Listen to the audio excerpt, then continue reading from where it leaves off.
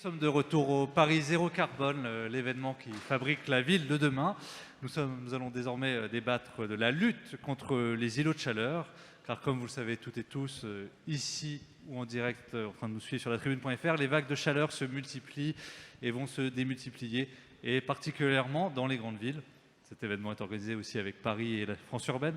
Les températures risquent d'augmenter de 2 degrés d'ici à 2050, voire de 2,4-2,7 degrés d'ici à la fin du siècle.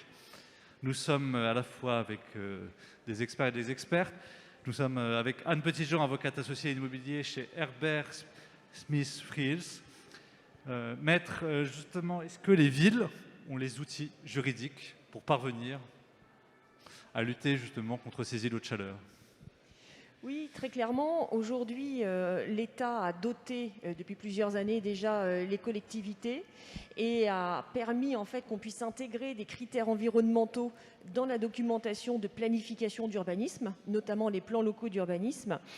Alors, on peut travailler pour lutter contre les îlots de chaleur, on peut travailler au niveau macro et au niveau micro. Au niveau macro, les plans locaux d'urbanisme vont pouvoir aménager des zones spécifiques, des espaces verts protégés, des zones dans lesquelles on va préserver une continuité écologique, on va lutter et on va créer des îlots de fraîcheur. Donc, on travaille là très clairement au niveau du zonage. Et ce qu'on fait également, c'est qu'on va demander aux promoteurs, aux développeurs de végétaliser certaines zones. Donc tout ceci est réglementé vraiment au niveau du zonage. C'est réglementé, mais est-ce que c'est respecté ? Alors, c'est respecté, on est obligé, les promoteurs sont obligés de respecter ce zonage, parce que s'ils ne le respectent pas, ce sont leurs permis de construire qui ne seront pas délivrés. Donc, il y a véritablement un suivi aujourd'hui. On va leur imposer, par exemple, de respecter des zones de pleine terre, de déminéraliser certaines parties de leur foncier. Et ensuite, les plans locaux d'urbanisme peuvent également imposer des prescriptions à un niveau, quand on descend dans la granularité, à un niveau plus micro, notamment au niveau de l'instruction des permis de construire. Lorsqu'on va, on peut imposer effectivement, à Paris, c'est déjà le cas, de végétaliser certaines toitures.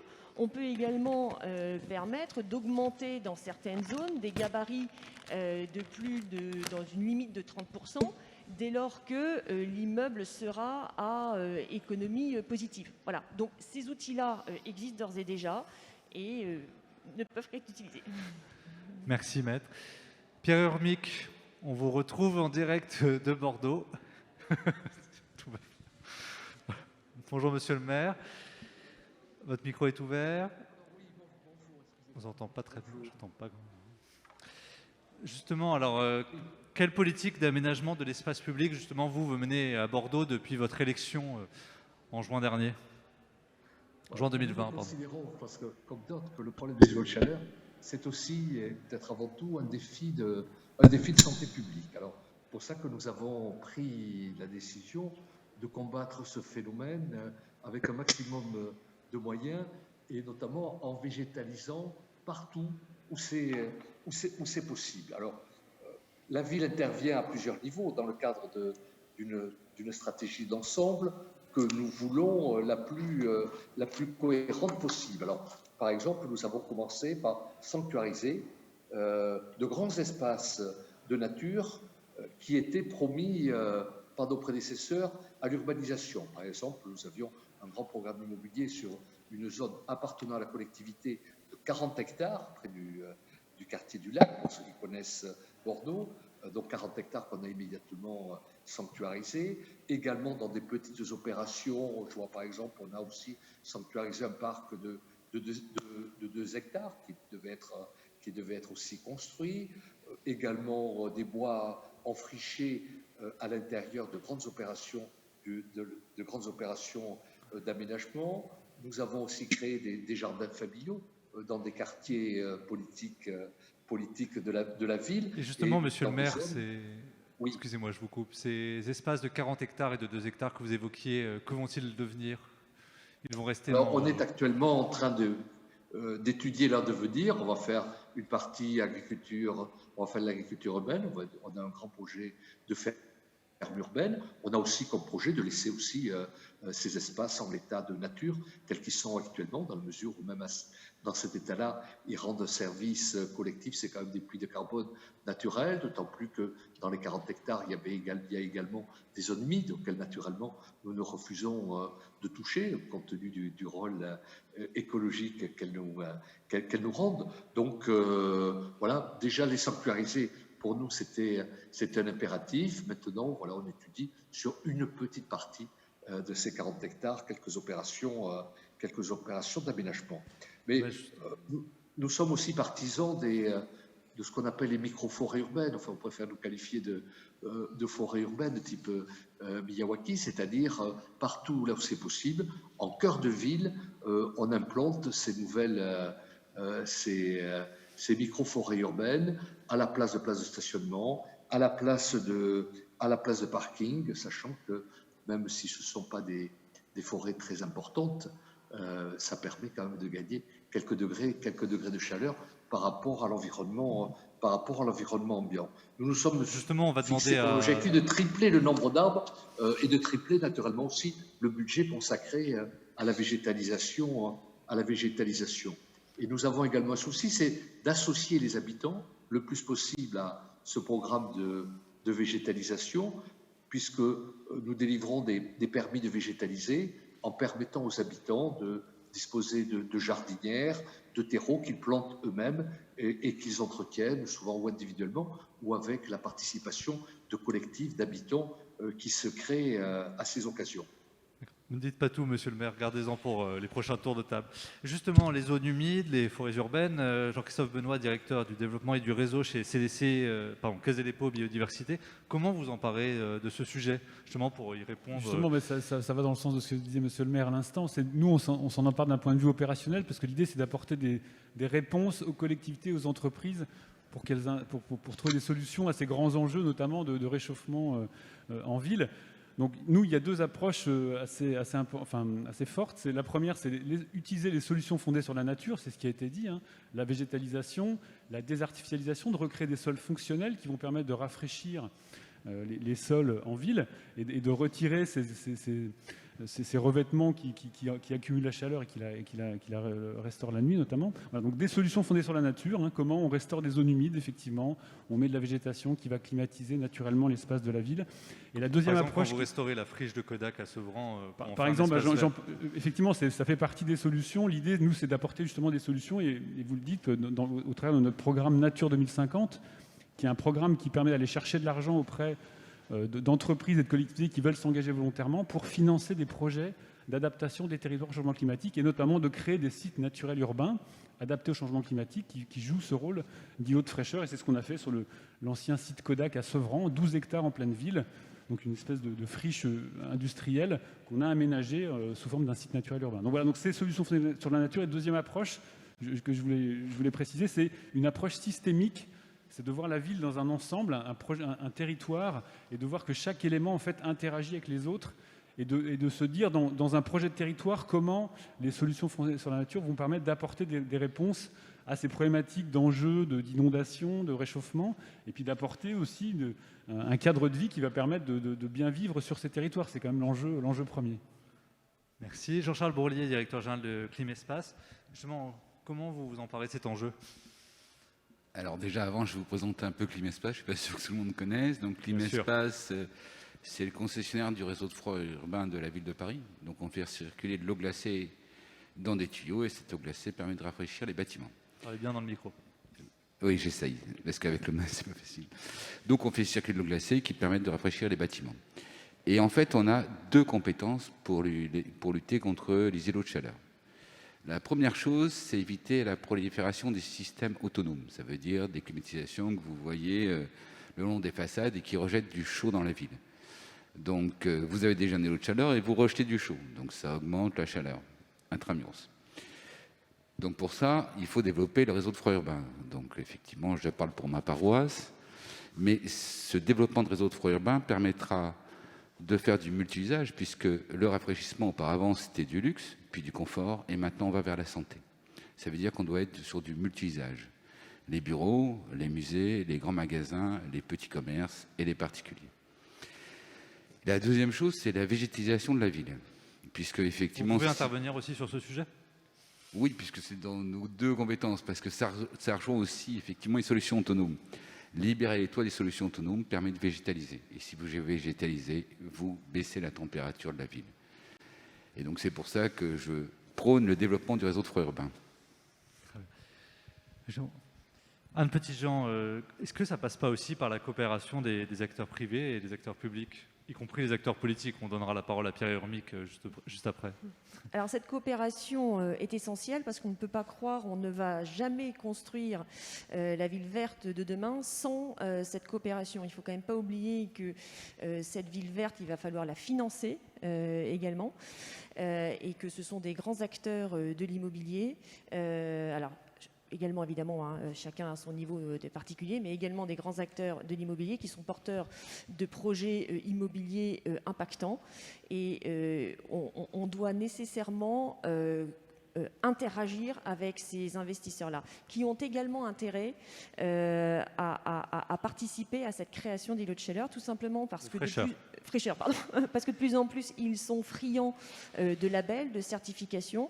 On voit de plus en plus de fonds qui sont labellisés ISR, immobilier durable, et par conséquent... Tous ces fonds ISR, investissement social responsable, ESG, bientôt le décret tertiaire, est-ce que c'est vraiment efficace, justement, pour lutter contre les îlots de chaleur? Alors, ils vont y trouver un intérêt, oui. Ils vont y trouver un intérêt parce que si jamais ils remplissent ces critères-là environnementaux, eh bien, ça va valoriser leur portefeuille immobilier. Donc, par conséquent, ils vont avoir un financement qui sera plus avantageux. On parle des green bonds. Ils vont, des obligations vertes. Exactement. Et ils vont, à partir du moment où ils vont valoriser leur portefeuille immobilier parce qu'ils auront rempli ces critères de performance environnementale, ils vont nécessairement trouver un intérêt. Donc là, on est véritablement dans un vrai quatre-mains qui doit se jouer parce que ces acteurs-là participent très très clairement au financement de la ville verte. Merci. Pierre Urmic, justement, à Bordeaux, vous travaillez avec les promoteurs immobiliers. Vous avez travaillé à un label bâtiment frugal. Oui. Est-ce que vous pouvez nous en dire un peu plus et si déjà des grandes villes comme la vôtre pourraient s'en inspirer, par exemple? Oui, je confirme d'abord tout ce qui vient d'être dit. Effectivement, on n'y arrivera pas seul. Il faut impliquer les promoteurs immobiliers, tous les professionnels, dans cette nouvelle façon d'envisager l'urbanisme comme étant un écosystème urbain accordant la plus grande place à la végétalisation. C'est pour ça qu'à Bordeaux, on a travaillé à la définition d'un label qu'on appelle le bâtiment frugal bordelais, qui, pour le moment, n'impose pas, parce qu'on ne l'a toujours pas intégré à notre futur PLU, donc pour le moment qui est tout à fait facultatif, mais qui pose un certain nombre de critères, et notamment un taux de végétalisation obligatoire pour chaque nouvelle construction. Et ce label, nous l'avons longuement discuté avec les représentants de la promotion immobilière, qui l'ont accepté, qui ont trouvé aussi naturellement un intérêt, et on vient de signer un accord avec la Fédération des promoteurs immobiliers de Nouvelle-Aquitaine pour que désormais, avant même la modification du PLU, ils intègrent ce label dans toute leur construction. Le label est examiné au moment de la délivrance du permis de construire, où il y a un certain nombre de prescriptions qui sont vous pourriez nous donner quelques exemples? Et également, au moment de la sortie de la construction, c'est important qu'on vérifie bien si tout ce qui avait été exigé au moment du dépôt du permis de construire est ou non respecté. Et je peux vous dire que l'acceptabilité des promoteurs immobiliers est assez importante. Ils ont compris aussi quel était leur intérêt. Avec un coût, on a vu les premières opérations déjà sortir de terre, ou commencer à sortir de terre. Ce qui nous est indiqué, c'est un surcoût qui ne dépasserait pas les 10% par rapport à ce qui était initialement envisagé. On a même obtenu des promoteurs immobiliers qu'ils revisitent des permis de construire qui leur avaient été accordés, qui ne respectaient pas ces critères-là, pour présenter un nouveau permis de construire qui respecte scrupuleusement les critères du label du bâtiment frugal bordelais. Donc ça a été une vaste négociation, et pour le moment, on a l'impression que c'est plutôt accepté. Monsieur le maire, quels sont les critères différenciants par rapport à la RE 2020, la réglementation environnementale des bâtiments neufs qui va rentrer en vigueur le 1er janvier? Mais surtout les taux de végétalisation, l'insertion des bâtiments,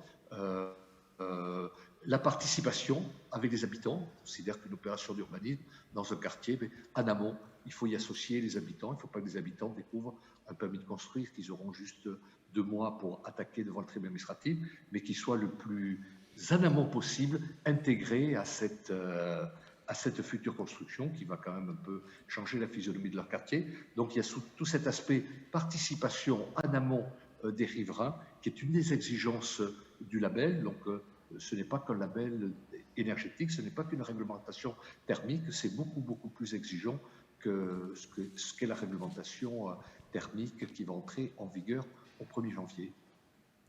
Jean-Christophe, merci Monsieur le maire. Jean-Christophe Benoît, directeur du développement CDC et biodiversité. Justement, comment vous y travaillez avec les collectivités pour que les habitants s'emparent de ce sujet?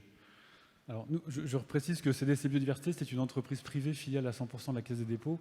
Et notre objet, c'est d'apporter des solutions opérationnelles aux entreprises et aux collectivités pour qu'elles puissent réaliser des actions favorables à la biodiversité. Donc, dans ce cadre-là, effectivement, nous travaillons bien évidemment avec les collectivités. Et nous avons effectivement développé une application numérique à destination donc, des collectivités qui après peuvent la mettre à disposition gratuitement des propriétaires de jardins privés pour accompagner ces propriétaires de jardins privés dans la bonne gestion et la bonne conception de leur jardin. Et justement d'intégrer des solutions qui vont permettre de bien concevoir son espace et de contribuer à créer des îlots de fraîcheur sur le territoire. Parce que quand on regarde une ville vue du ciel, les jardins privés sont une manne très importante d'action. Et effectivement, les collectivités n'ont pas forcément la main sur ces espaces. Donc l'idée, c'est d'apporter via cet outil un coach pour ces propriétaires qui améliorent leurs pratiques. Combien ça coûte à l'heure de la baisse des dotations globales de fonctionnement? Pardon ? Une telle solution, ça coûte combien pour une collectivité? Ça coûte quelques dizaines de milliers d'euros. Je veux dire, c'est pas à l'échelle de l'enjeu, c'est tout à fait acceptable et absorbable dans le cadre du budget d'une collectivité. Et on pense que vraiment c'est un outil d'intérêt général aujourd'hui. Donc il y a pas de voilà, je pense que le sujet n'est pas financier compte tenu des enjeux. Très bien. Jean-Charles Bourlier, justement, directeur général de Climaespace, comment vous travaillez aussi à de nouvelles solutions? Alors nous, dès 2011, on a fait une outil de simulation avec Météo France afin de pouvoir répondre à la demande de nos clients. Et en fait, en 2019, on a élargi ce modèle. On a mis des données environnementales, des données de surface. Et donc aujourd'hui, on est capable, via une carte, de montrer les îlots de chaleur rue par rue. Et donc là encore, si jamais on développe le réseau de froid urbain, on est capable de montrer qu'il y a 3 fois moins de rejet de chaleur par rapport aux solutions autonomes et qu'on devrait gagner 1 degré. Donc ce n'est pas un combat perdu d'avance? Pardon? Ce n'est pas un combat perdu d'avance, la limitation des hausses de température? Non, c'est pas perdu d'avance. Et on travaille aussi avec la PUR et l'Agence pour le climat. Atelier parisien d'urbanisme. Voilà, pardon, Atelier parisien d'urbanisme et l'Agence pour le climat sur tous ces échanges sur les îlots de chaleur, sur la localisation, la surface. Anne Petitjean, je repose la question que j'ai prévu de poser après. Est-ce que c'est un combat perdu d'avance, justement? Parce qu'on avait, ici même au Bourget, enfin à Paris, donc le Bourget, on avait fixé la limitation des hausses de température à 1,5 degré. Là, on se dirige vers 2,4, voire 2,7 degrés en plus. Voilà, comment... Alors, je pense pas que ce C'est peut-être à la citoyenne plus que je pose la question qu'à l'avocate. Alors, je peux répondre aussi en tant que juriste, en tant qu'avocate, voilà. parce que effectivement aujourd'hui on a une prise de conscience à la fois politique, au niveau de la société. Ce ne sera pas un combat perdu d'avance si on traduit d'un point de vue réglementaire et juridique ces enjeux-là. Il faut, je pense, abandonner les chartes, abandonner un petit peu tout ce qui relève du vœu pieux et peut-être durcir certains aspects de la réglementation. Je prends l'exemple du PLU de Paris qui aujourd'hui fait des recommandations qui ne restent qu'au stade de la recommandation. On recommande aujourd'hui qu'il y ait des matériaux qui absorbent peu le rayonnement solaire. Est-ce qu'aujourd'hui, demain, le plus bioclimatique qui devrait être adopté en 2022 ira au-delà des recommandations? Voilà, il faut l'espérer. Donc c'est vrai qu'il faut qu'il soit plus contraignant. Qu'il soit effectivement plus contraignant et qu'on aille, je vous dis, au-delà de la recommandation et des chartes qu'on voit, j'ai envie de dire, un petit peu trop souvent. et qui nous laissent un petit peu dans le flou et qui ne sont pas contraignantes pour les acteurs de l'immobilier. Oui. Pierre Urmic, votre label, il est... Alors, je serai moins sévère pour les chartes. Votre label, il est contraignant ou pas? Oui, alors, pour le moment, il est uniquement accepté par nos partenaires. Effectivement, il n'a pas un caractère contraignant, mais on essaie dans un premier temps d'avancer en persuadant nos partenaires qu'il faut qu'ils le respectent.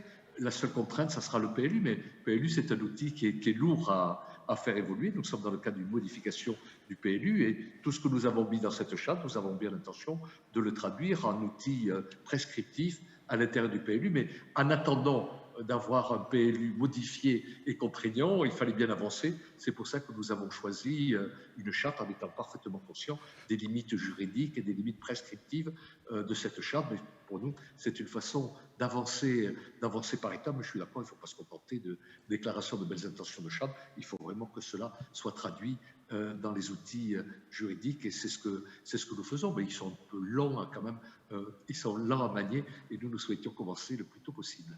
Est-ce que vous avez prévu un deuxième étage de la fusée à l'échelle de la métropole ou même de nouveaux dispositifs que vous allez lancer sur ces sujets urbains?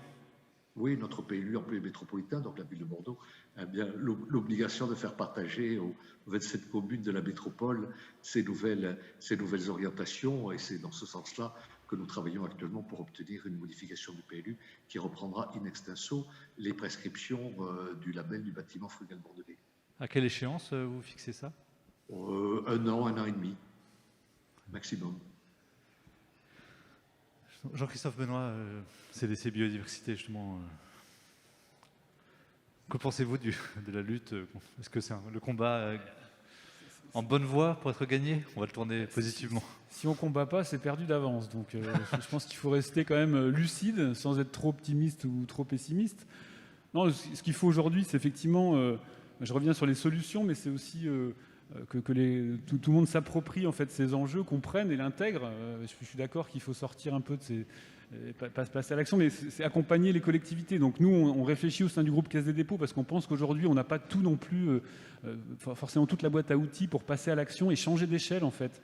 Parce qu'aujourd'hui, on a vu qu'on fait beaucoup d'actions ponctuelles dans les villes sans vraiment avoir cette approche globale. Donc l'idée, c'est d'apporter une nouvelle offre aux collectivités, donc au sein du groupe Caisse des dépôts, avec toutes les compétences des filiales d'ingénierie, Aegis, la Société forestière, la CET, CDC Biodiversité, Transdev. On essaie de réfléchir et de monter une offre pour accompagner les collectivités à mettre en place ce qu'on appelle des infrastructures vertes sur leur territoire, donc de bien les concevoir au bon endroit, dans une approche de sobriété, et qu'elles soient pérennes, et savoir bien les gérer pour qu'elles apportent les services attendus et pour répondre à cette problématique de territoire résilient et d'enjeux liés au changement climatique. Donc voilà, je pense qu'il faut quand même garder espoir, tout n'est pas perdu.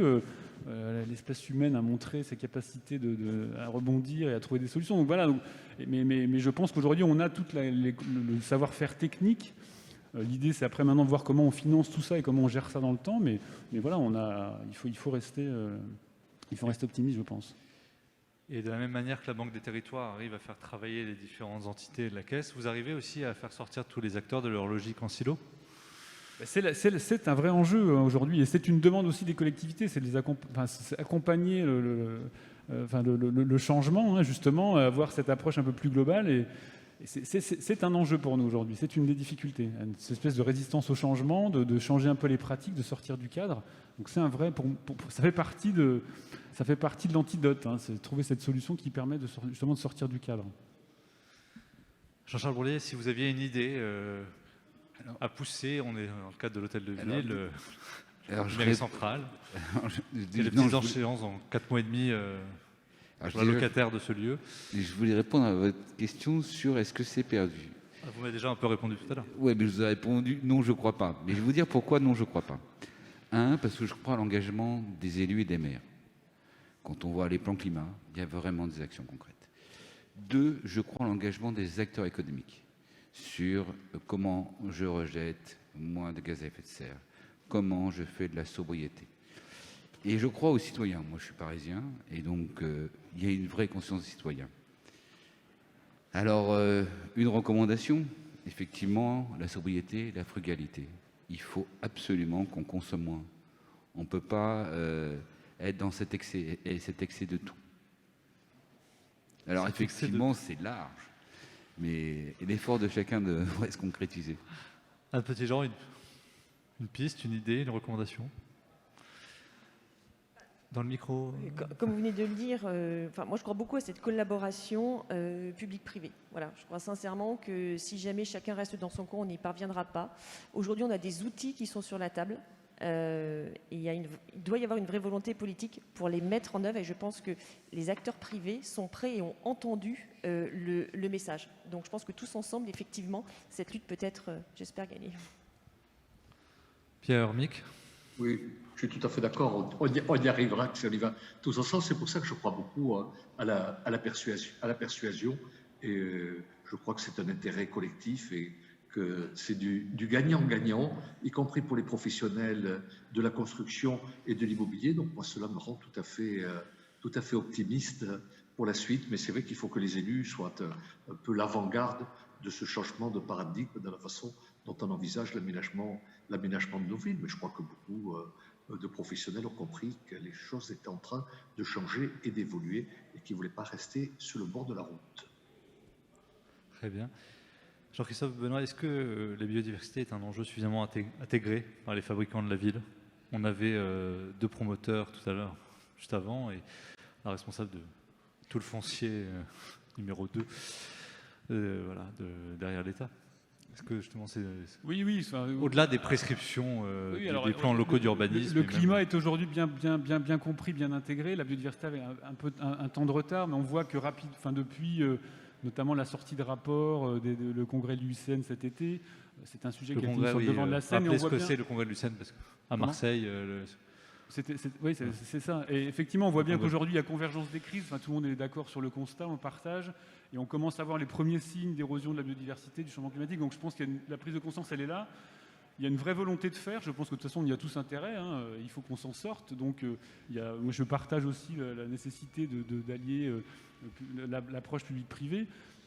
Mais par contre, il faut expliquer, apporter les outils, les solutions, le cadre réglementaire, etc., pour que tout ça puisse se mettre en place. Mais effectivement, aujourd'hui, on sent bien que même si tout n'est pas parfait dans le passage à l'action, le sujet, on en parle, et il est clairement intégré dans les stratégies de plus en plus d'entreprises et des collectivités. On l'a vu, on l'a vu au travers du témoignage de la ville de Bordeaux. Justement, Jean-Charles Bourlier, est-ce que vous trouvez que les collectivités, les entreprises ont l'ingénierie nécessaire pour se saisir de cet enjeu? Moi, je travaille chez Engie. Effectivement, chez Engie, je pense que nous avons l'ingénierie sur les énergies renouvelables, l'ingénierie sur les réseaux. Et nous travaillons jour après jour avec les collectivités, avec aussi les promoteurs pour rendre des bâtiments qui consomment moins d'énergie. Donc oui, on a cette volonté, on a l'ingénierie et nous espérons effectivement qu'il va y avoir un vrai élan vers toute cette sobriété. Pourtant, vous êtes en train de vous séparer des coins, la filiale, un peu justement sur... Alors ça, j'aurais un peu de mal à vous en parler. Je ne suis pas décideur chez Engie et je ne suis pas au conseil d'administration d'Engie. Je suis directeur général de Climespace. Donc sur cette question-là, j'aurais du mal à vous répondre. Sur la question de est-ce que le groupe Engie est engagé vers les énergies renouvelables et vers une sobriété? Oui. Ça, oui, c'est la nouvelle stratégie du groupe, on est d'accord.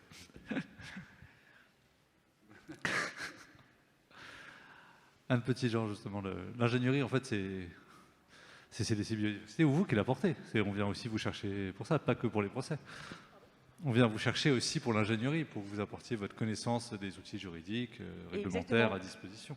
Exactement. Et dans l'ingénierie, j'ai envie de dire juridique, nous, c'est vrai que les difficultés qu'on rencontre nos clients, c'est souvent au niveau des services instructeurs, c'est-à-dire qu'il y a quand même cette volonté politique affichée de rénovation, de faire effectivement une ville verte demain, mais pour autant, les acteurs se heurtent quand même régulièrement à la longueur, tout ça on le sait, la longueur des délais administratifs. Mais il y a la dématérialisation des permis de construire au 1er janvier. Exactement, donc on espère que tout ça va améliorer la situation et qu'on aura des délais d'instruction et davantage de fluidité en fait dans l'instruction des permis de construire.